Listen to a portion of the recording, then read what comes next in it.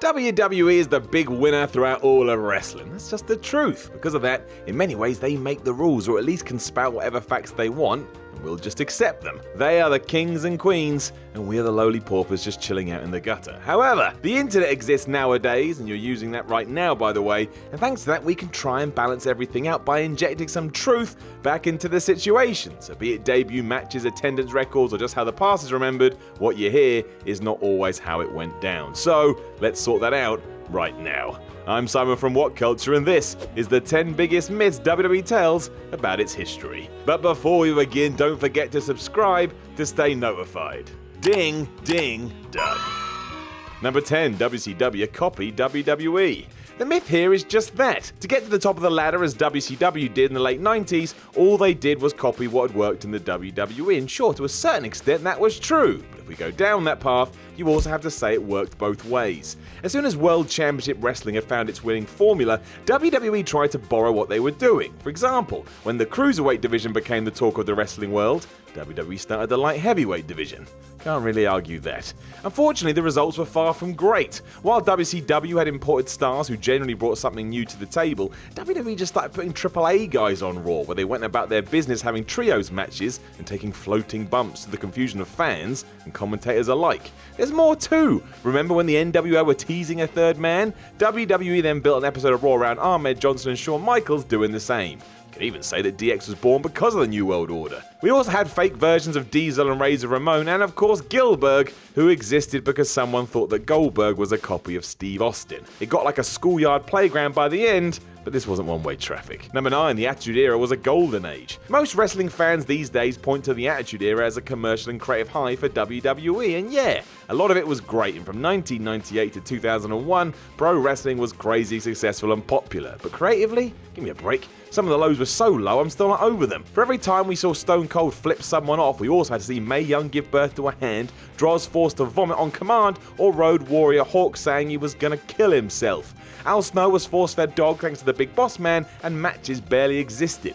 Most TV bouts were over in mere minutes, and the likes of Sami Zayn versus Chris Jericho that we may expect today were replaced with Crash Holly taking on Bull Buchanan. WWE has always aimed for low-hanging fruit, but never as consistently as they did under the ages of Crash TV. There's no doubt there was a vibe in the air that made the Attitude Era excellent to experience, but to say it was perfect television is ridiculous. A man once had his penis cut off. Well, nearly. He somehow got away with it, but still. Don't forget.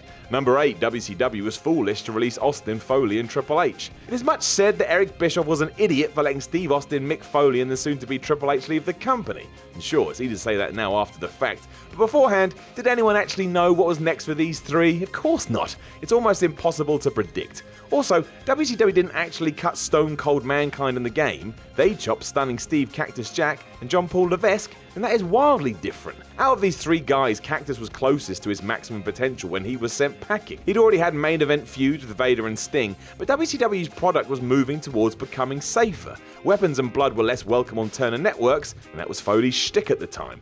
Austin, of course, had all the potential in the world, but he would never have made the same moves down south because of how the company was structured. No matter how many good matches he had, it was unlikely he'd ever go up. As for Triple H, he was jerking curtains, feuding with Alex Wright and attempting a truly terrible French accent. Which wasn't his fault, but still, he was like Damien Sandow back then, just another guy. It almost took them leaving for everything to fly. Number 7, WrestleMania 10's groundbreaking ladder match. We all remember this bout because it was brilliant. Razor Ramon and Shawn Michaels tore it up at WrestleMania 10 in an unprecedented ladder match. The word unprecedented we need to take out there though, because while it was wonderful, it certainly wasn't the first in WWE, and hilariously, Michaels had even performed in one before. HBK and Bret Hart had this honor where they scrapped with the ladder on an episode of Wrestling Challenge of all things. And I get it, if you weren't aware of that it may hurt, like finding out there was a Hell in a Cell match on WWE Heat, which makes no sense, as Heat wasn't around in 1997, but don't worry about that, I made it up. Back to what we were talking about, it was actually Bret himself who brought ladders to Vince's company because he was familiar with them from Stampede Wrestling. He even had himself a little one back in 1984. So you remember that. Number 6, the streak was totally epic. We all know The Undertaker's WrestleMania undefeated streak, and we all talk about it like it's the pinnacle of wrestling from win 1 onwards. Well, it was amazing, but in no way was it awesome year in and year out. Hell, for a while, it wasn't even a streak. just take her at Mania. In reality, the Phenom did not spend 2 decades beating the likes of Shawn Michaels and Triple H. There was A-Chain, the Giant Gonzalez, and the Big Boss Man in that Hell in a Cell match where the police officer was hanged, because of course. In the early days too, a lot of these matches had stupid finishes. He beat Jake Roberts by countout, pinned King Kong Bundy after a clothesline, and only beat our mentioned Giant Pal after DQ. Think of that. And yeah, again, it wasn't even a thing until WrestleMania 21 when he squared off against Randy Orton. It's not like WWE planned all this meticulously, it just happened and they went with it. From there, you got to forget about a lot of nonsense. Number 5, Andre the Giant's size. Look, Andre the Giant was massive and pro wrestling is a massive work, so this one isn't too big of a surprise, but I tell you this, he was not 7 foot or 500 pounds and definitely not at the same time. The Giant was at his tallest in his youth before the ravages of life caused his spine to deform and compress, which made him shrink. When he was young, however, he was also quite slight, lacking the hulking presence we associate with him today. At 24 years of age, a young Andre was measured at 6'11" by a French commission. As far as I know, they weren't trying to work anyone. Even in his late 30s, when he cut his most impressive figure, plenty of tricks were employed to make him look bigger than he was. For example, Andre would stand on a phone book during interviews, and a phone book doesn't count as actual height. And yeah, I know he's really tall in video games, but I really shouldn't have to explain that one.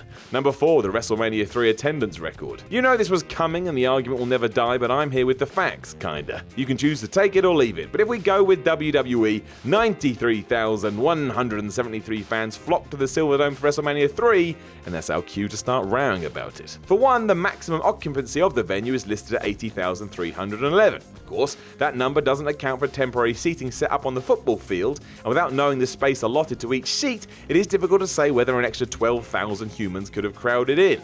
Then there's the fact that ZANE BRESLOFF, one of the men who promoted WrestleMania 3, came forward in later years to claim that number was inflated. By his account, the show drew no more than 78,000 fans. So unless we somehow count every single person in the building that day, and I ain't doing that, we'll just have to smile and say, a lot of people watched Hogan slam Andre.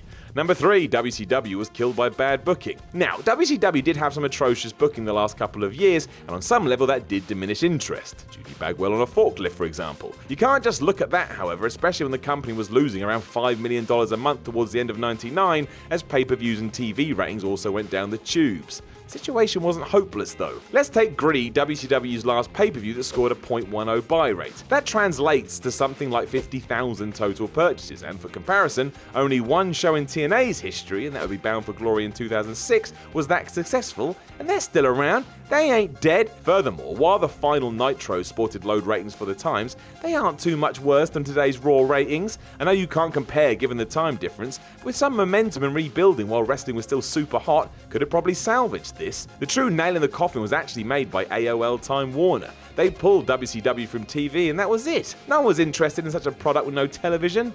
How would anybody see it? Number 2, Ric Flair's 16 world titles. Easy this one. Ric Flair is touted as winning 16 world titles throughout his career, and he did. There's also a lot more than that as well, probably over 20 if we're honest. What we do know is that Flair has without dispute won the NWA World Heavyweight Championship 9 times, the WCW World Heavyweight Championship 8 times, the WCW International Heavyweight Championship 2 times, and the WW World Heavyweight Championship another 2 times. That count places him at 21 world title reigns. However, there's more to this because in January and February of 1983, Flair toured the Caribbean, losing his title to Jack Veneno, Carlos Colon, and Victor Javica. In each case, Flair won back or was awarded the title by the NWA before returning home. A year later, Flair traded the belt back and forth with Harley Race during a tour of the South Pacific, an exchange recognized by WCW, but not NWA or WWE. Bottom line, no one is really sure how many titles Flair has won, but it's freaking loads and more than 16. The end. Number 1, Austin 316 launched Stone Cold to superstardom. As soon as Stone Cold Steve Austin said the words Austin 316, he became the biggest thing in the WWE. This is lies. On the 22nd of June 1996, he did take a huge step to success that he would become, but it was more of a catalyst as opposed to an explosion. For example, let's look at what he did the following night on Raw. He took on The Undertaker and got DQ'd when Goldust attacked the Dead Man. The next week, he was on commentary for a Mark Mero match. 7 days later, he wasn't on the show, and he wasn't on the next one either. In fact, Austin didn't appear in a major way again until In Your House International Incident on the 22nd of July. That would be a month later.